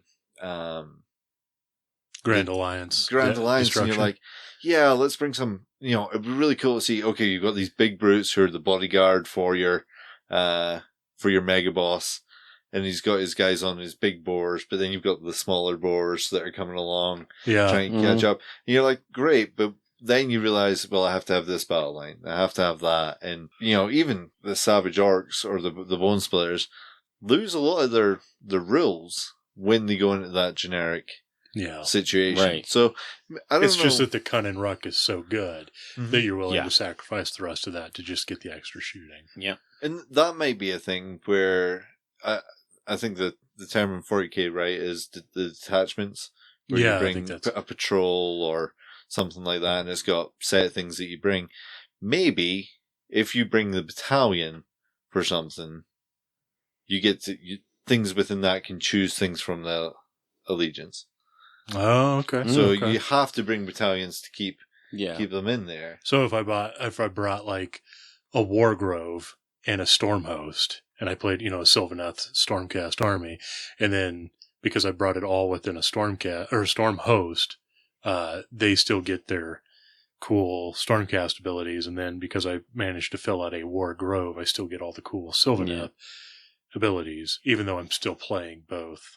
Yeah. Is that kind of a Yeah. thing? Okay, And I would- like that. And you could limit it to say that, if your general's from one of the battalions, his abilities really only affect that battalion. So you wouldn't have some, lightning chariot. Yeah, okay. Lightning Seraphon chariot getting- Yeah. getting thrown across there. But I mean, there would have to be checks and balances. But Sure. I think for narrative play, with the match points are great for trying to balance that out. Yeah. But I'd really love to see. I want to see someone stare someone down until he dies. Yeah. That's what I want to bring. But I also don't want to paint 140 Yeah. bone splitters. Yeah, that's So- true. Yeah. It's I think what we're seeing, though, is that this is kind of an issue with matched play, is that we kind of want to bring... Because there's nothing stopping us from doing any of the stuff we've suggested Right. in a narrative In game narrative play, yeah. or open or whatever you want to call it. So really, maybe it's not the game limiting us, it's us limiting the game. Yeah, that Because we're trying to force so much into a match play because we need... For some reason, we feel the need to play match. We need to restrict ourselves to match play because we're not at a tournament. We're just playing. that's right. It's a very good point. Fun I think we that- get here. into that mindset of why not throw some of that stuff out? Because we're all on the same page. It's not like it's a pickup game, and you're like, hey, before we write lists, would you mind if I just completely change the fundamentals of this game? It's a bunch of us that are throwing around some ideas for creating stuff to tell a cool story. So why not just do why it? not do it? And we can just use the points of match play so that it's not Reasonably crazy well out balanced. of whack. Yeah. I mean, obviously some of it will get thrown off because we're pulling some of the stops I out. don't know but- if it will too much though. I mean, I don't. an artifact here that only affects bone splitters. Sure. An artifact there that only affects... And a lot of that stuff's already built in anyways. Mhm. Like we were just saying Keywords. about the Maniac and stuff, it only affects Bonesplittaz. Mhm. So, it wouldn't. And I think in like a narrative game, you could have that converted unit of brutes that look savage. Yeah. And you're like, okay, we'll take away their Iron Jaws keyword, And give and we'll them throw in the bone In splitters the bone keyword. splitters, yeah. Yeah. And then let's see how they run around with, Yeah. they've went a bit crazy. I think the issue that I have, or what's been stopping me being doing this in the past, is tournaments. I hate to say it, but they really do. Because the big events where you get to go and meet new people, Mm-hmm. for the most part, are tournaments. And they're tournaments based on match play. If I'm spending my hobby time to get ready for a tournament, I want to play that list. I'm only really building those models to get ready for that list. And that's a shame because, when I think back to when I first started this hobby way back, Yeah. not as far back as some people, Watch but it. way back, Old man we played with, paper chits and, Yeah. we changed our army every day during the summer when we were playing. But we were telling that story. We were, Yeah. Yeah. well, and think about when you play, like the stories you get from playing wacky narrative fun games compared to like, it's another weekend at the game store. Yeah, And hey, we're let's just play going to 3 bash Places our of Power 2,000 again. point lists Yay. again. Which mission did we roll? Oh, 3 places of power or Gold Patrol, Yeah. and we just gotta play this again, Yeah. and hopefully I can outsmart you, even though you've known my army inside now. Mhm. Or do something like we had Coalescence. I mean, we all sat here and talked about how much we laughed our asses off playing. And we Coalescence. watched a foot of Gork go off and just decimate a Lord of Change. But and there's nothing stopping you from doing both, though, right? Like, why can't you? And this, I'm sorry, unfortunately, this is like come off of the Bonesplittaz, but it still kind of ties back to Bonesplittaz. Why can't you do an army that is both a competitive tournament list, but you can also tell a story with it and have fun narrative? And you could add, you could still get the other units out of the army list that you like and build and paint those too to bring that you may not put in your competitive list because they're not points efficient, but when points are no longer really an issue, you know what I mean? Like, why can't you pick like Disciples of Tzeentch and say, yeah, I can do my list that has like 15 Skyfires, a Shaman, a Lord of Change, and all the typical stuff, but then and practice with that, paint it, make it look cool. But I know that every other week or whatever we're going to do narrative, so that gives me a sweet excuse to get some Carrick Acolytes, because those are bitchin' looking models, or I can get some Enlightened, which you would never take otherwise. Unless you have to. On foot, yeah. Because why not? I think it comes down to time. I mean, I think the people who put the focus, and I'm guilty of this as much as anybody else, I'm guilty of, when I see the book, I want to know the points. I look at the match play. As I say, the big events, you're looking at going, you're not traveling to go and have that. You want to have a fun time, sure, but you're not necessarily traveling for the narrative part of it. Yet. And I think that's a big thing, is if you're not chasing the meta, if you're not chasing to have the newest, shiniest thing, you could easily do that, right? If you're, I feel like sometimes in AOS, we've lost this from previous editions. Where in previous editions, you would have a collection. You would have a collection of, you picked orcs and goblins, you had that collection of orcs and goblins. Yeah. Oh, yeah. I've been playing this for 10 years. So you had enough to put together 2 or 3 different armies at the same time. You did what, like, Wayne Kemp did, where you had 8 Skaven armies. 80 years of Skaven. Yeah. in Skaven years. Yeah, right. Yeah. But you did that. You collected more. I feel like in AOS, from my experiences, I see people building a list, and that's their one list. There's a lot less, I also see a lot less conversions and a lot less fun stuff coming in. Yeah. And the thing is, I think if we played those narrative games, if we played those different point games, like, keep the match play points so we can keep it fairly, somewhat, I think they're a good idea. So that, you're not playing against wounds versus wounds. That was pretty rough. Yeah. But you're keeping it fairly similar, but every week you're mixing up, okay, we're going to play a 750 point game. And then not only we're going to do that, but next week it's 3,000 or something. 3,000 point, or a mega battle is going to be on next week. Mixing it up, you see value in different units at that point. You can create a story, and you could take your Lord of Change model that is in your competitive list. But you know what? Maybe that's got 3 heads. Maybe it's got only 1 wing. Maybe, it's got backstory from your narrative games. Still competitive when it shows up on the board to play in your tournament, but it's no longer just a generic Lord of Change. It's now Lord Sigmar. Lord. That's racist. I know that. I know that guy. Yeah. So, okay, 2 questions. One is, do you feel like the collection issue that you brought up maybe took a blow because it's no longer orcs and goblins? It's like 8, 9 different factions. And so your collection feels like disjointed? Potentially, right? I mean, if we're looking at destruction at the moment, Bonesplittaz and Iron Jaws and things like that, where very select things are battle lines. But if we look even across the Order, who has the biggest selection of anybody, you have people who had their elf army, their high elves or their dark elves. And I know we're talking about past players, they're that are coming through to Yeah. Age of Sigmar, but you know, they had that army, and then suddenly that army's in 15 different factions. Yeah. Still, Or at least technically- like 4 or 5, Yeah. you know. It's like, they can still make it work, but keywords don't work, and the Yeah. synergy doesn't quite Yeah, work. And yeah. what they loved about that army maybe isn't quite there because it's in those 3 or 4 different areas, right? Right. And I think, again, they're looking at match play, they're looking at a tournament style of game. So they want those keywords. They want that to work. So they slowly over time, or even if you're buying a new army, you buy into the keywords that you want. As much as we would like to think that we're all narrative, fluffy gamers, we buy keywords. That's really what we do. Yeah. Is we're like, I want to make this type of keyword army, and we're going to buy this, and go through.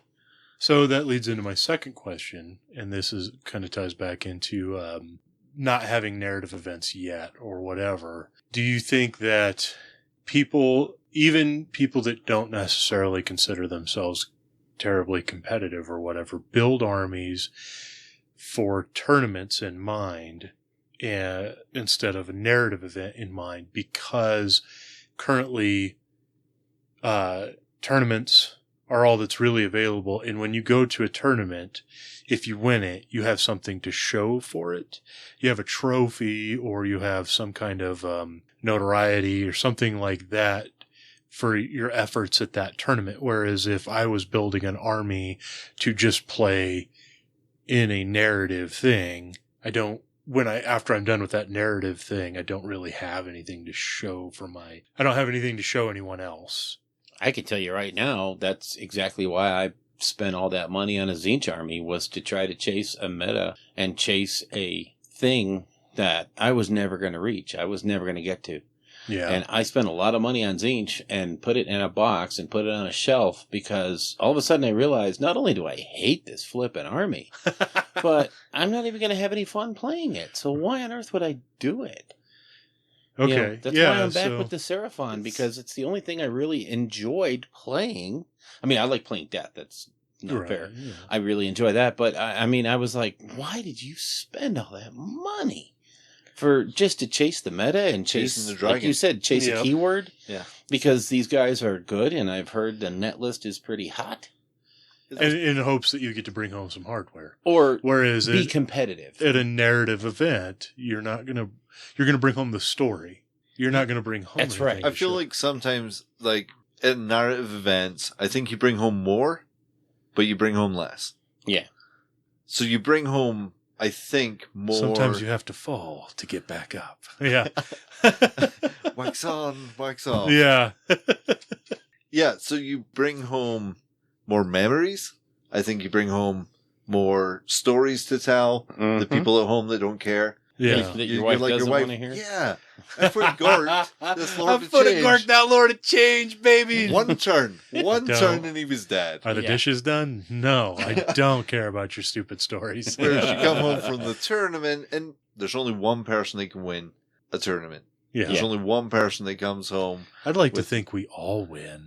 Well, Age of Sigmar wins. I think more people win at the narrative event. I really do. Coalescence was not as good here as it could have been, and it was a lot of fun here. Like, if, you know, when I've been looking over the feedback, all the input that we've had coming through from those guys, I feel like I gave you guys a disservice running it, even though I didn't want to say anything, but I mean, it was a fun day. Sure, but it could have been taken to like 11. It could have been, but you know what? There was stuff that meant I couldn't do it. But the more that I've seen the feedback and I've seen the different results coming in, there wasn't a sad face ish. There was every time someone had to play snakes. Yeah. Like in any of the pictures that we see or anything like that, people were enjoying it. And I almost think that it's a weird thing because we had almost a year of no points in Age of Sigmar. And yet the narrative side of things didn't flourish. We now have points. And I think we're at that place where narrative gaming with some structure, because for some reason we need points. Points are our thing. Sure, yeah.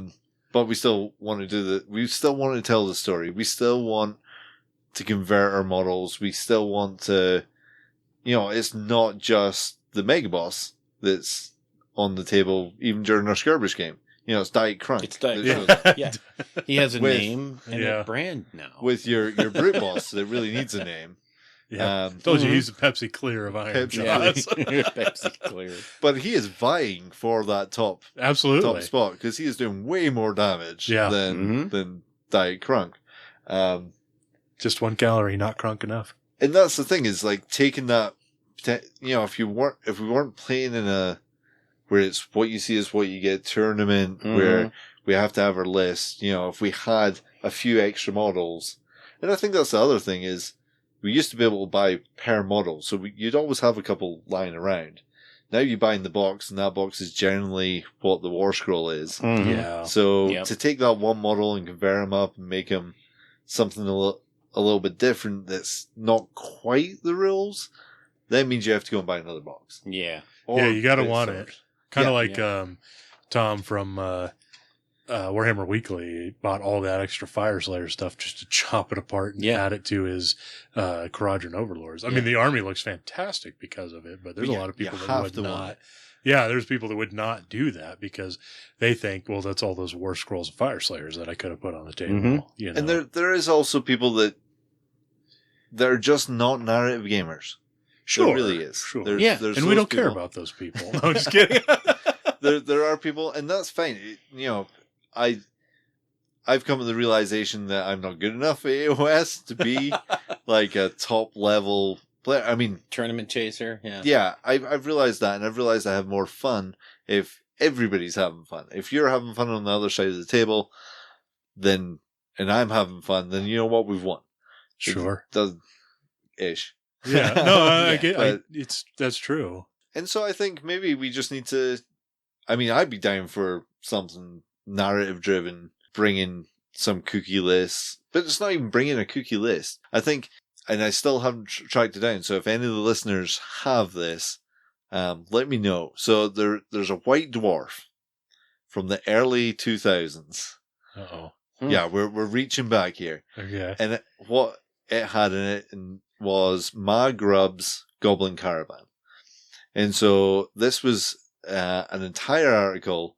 It was a 2-parter. One part of it was just describing this beautifully converted army in which there was a fat goblin who had a merchant caravan that was pulled along by trolls, and there was like one of the mages was actually pretty much dead, and he was like a sickly looking goblin. Okay. And then, there was his other advisor, and there was a beautiful looking thematic army.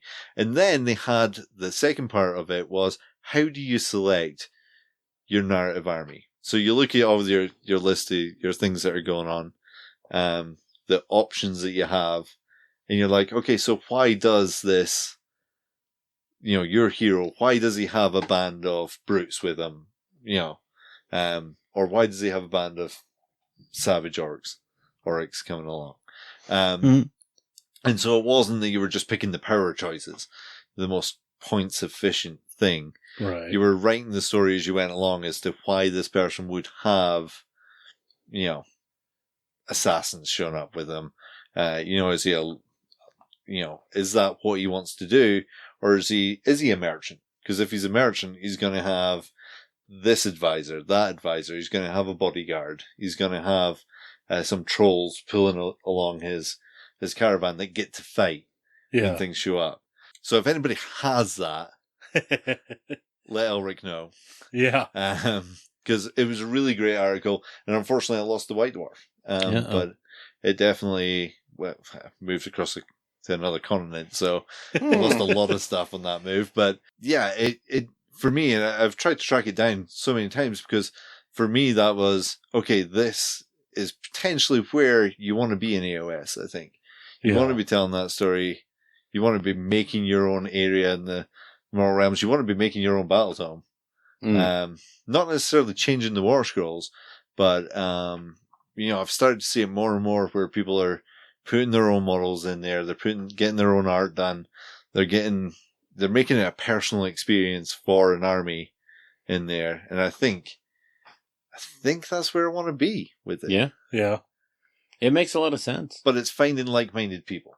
Sure. Because I don't want to show up with my narrative army that doesn't have all the tools, because you know what? All the tools aren't available to that Lord Celestin. Mm-hmm. You know? Yeah. And then showing up and spending one turn and playing and walking off. And I also don't think that's healthy for the community. That's not how you're going to get more people playing the game, is if you take them off in one turn. Yeah. And then that's it, their game's over. But I also think you have to be honest with yourself, too. Like, you got to know that if you're taking an army that you know is heavily restricted because of narrative reasons to a competitive event that is competitive for the sake of it, you can't be like, oh man, I just got tabled in one turn. It's like, well, yes, because you...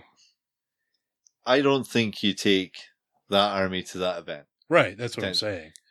Just as I say that you shouldn't take your honed tournament list and narrative game, Mm-hmm. you shouldn't take that narrative game to a tournament. That's my thoughts. Yeah. Because it's all about that interaction between the two players. You're coming with one expectation, and I'm coming with another. We may be able to both hit that expectation, but if we're both coming with the same expectations, then we should be able to have a fun game. Yep. Whether that be a super fun, tight, competitive game, or if it's a learning game, we show up and we do that, or if it's a narrative game. If both players know the expectation, then that's up to the tournament organizer to set the tone, or the event organizer. Yeah. Getting rid of both T's and N's on there. Yeah. But you're just organizing your event. You're setting your stall out and saying, this is the type of event that I'm bringing. And it's not to say that you can't go with a less than net list army and compete in a tournament. You should go with the mind that you want to have fun games with your opponent and make sure that it's a level. Well, and if you're going to a tournament game, if you're going to something Nova Open, Adepticon, LVO, SoCal, one of those big tournaments where it's expected to be competitive, and you're going there for 2 days of narrative games, you're doing all of your opponents a disservice.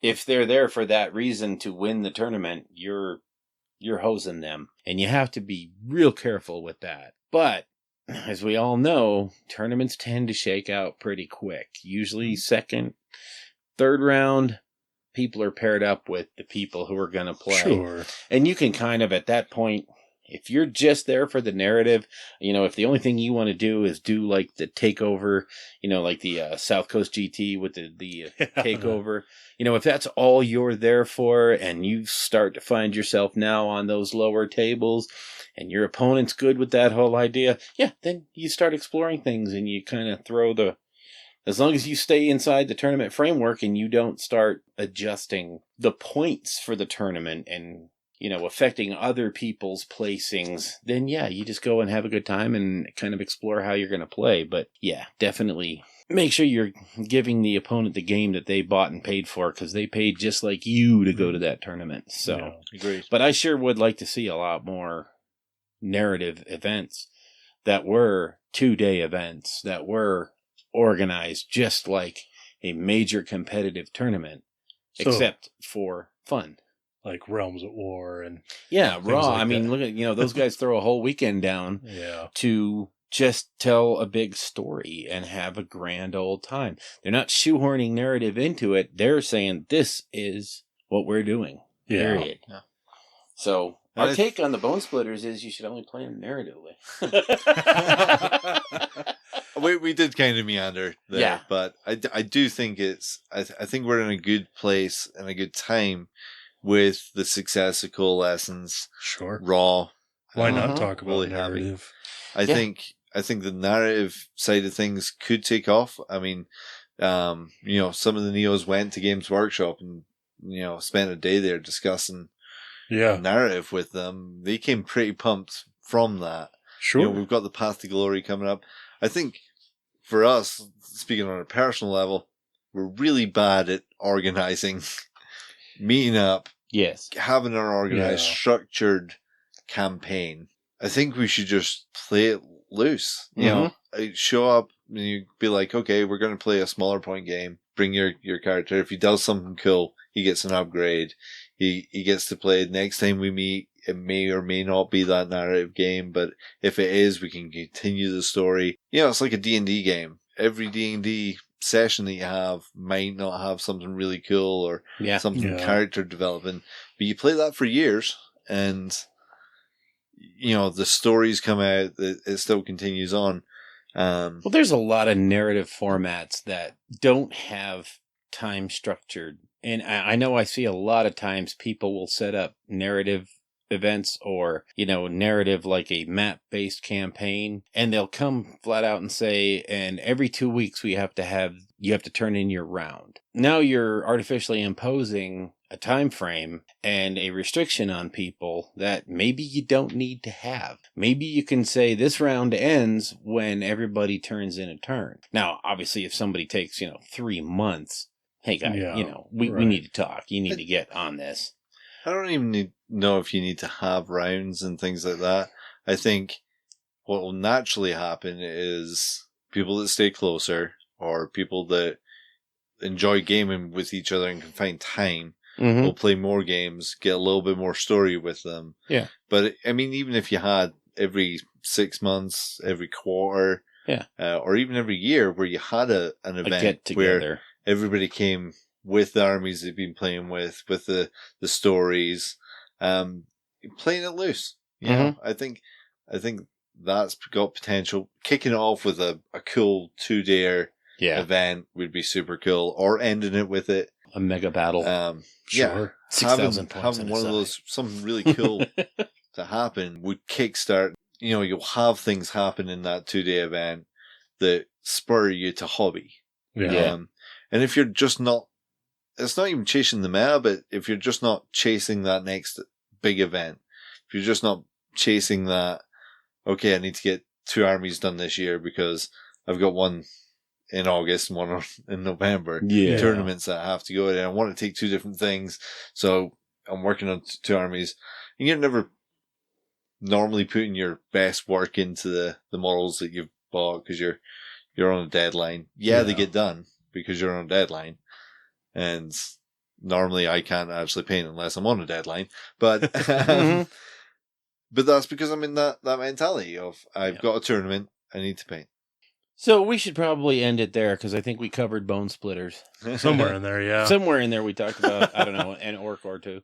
Yeah. And then we waxed poetic about narrative gaming is way better than tournament gaming. So I don't know about that. But why you shouldn't do both. Don't limit yourself to one both. or the other. Don't pigeonhole yourself. Yeah, just kind of embrace both. Especially, and have fun with it. Yeah. One type that I don't see a realm of is the open gaming, right? I think narrative and match kind of cover both the ons and offs. Yeah.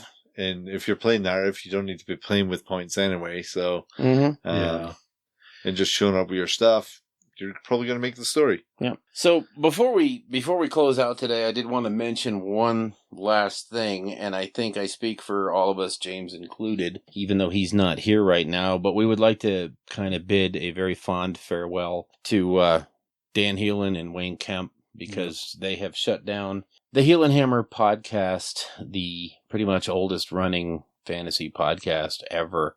They had just passed their 9th anniversary, and they've decided to... 8th anniversary. They were going into their 9th year. Yeah, they're going into their 9th year. So they decided to put it at least on hiatus for now. So I know I tweeted them that, you guys are definitely the best, and the rest of us just imitate what you've been doing.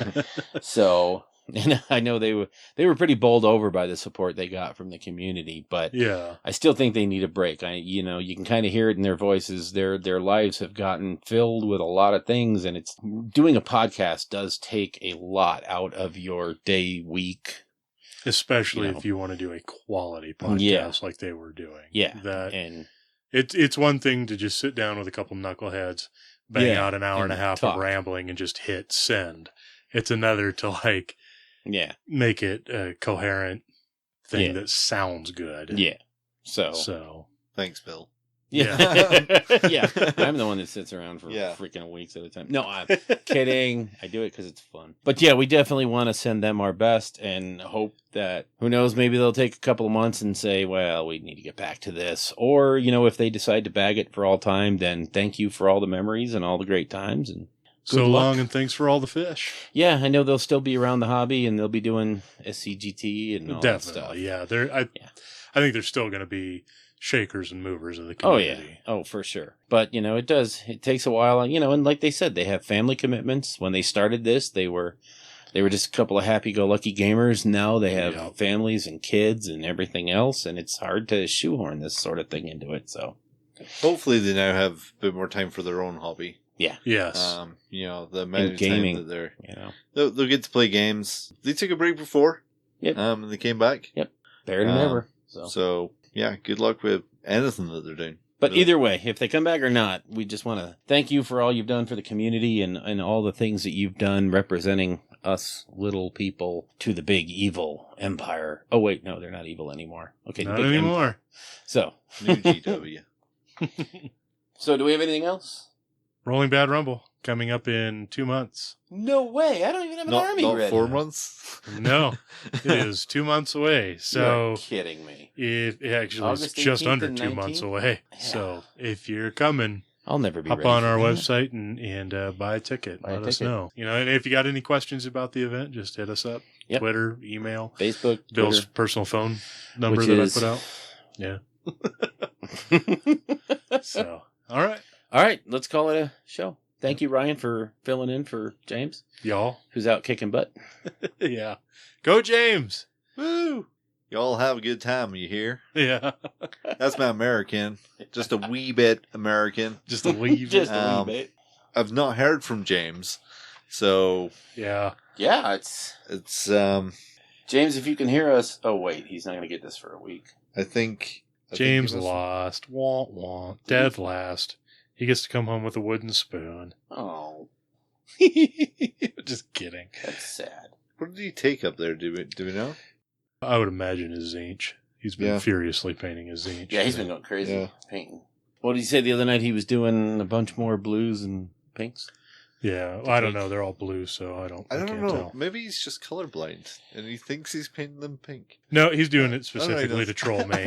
Yeah, yeah, oh yeah. He knew what he was doing when Okay. he started down that path. Mm-hmm. All right, so with that, we're going to call this one done. Thanks, folks, and we'll talk to you later.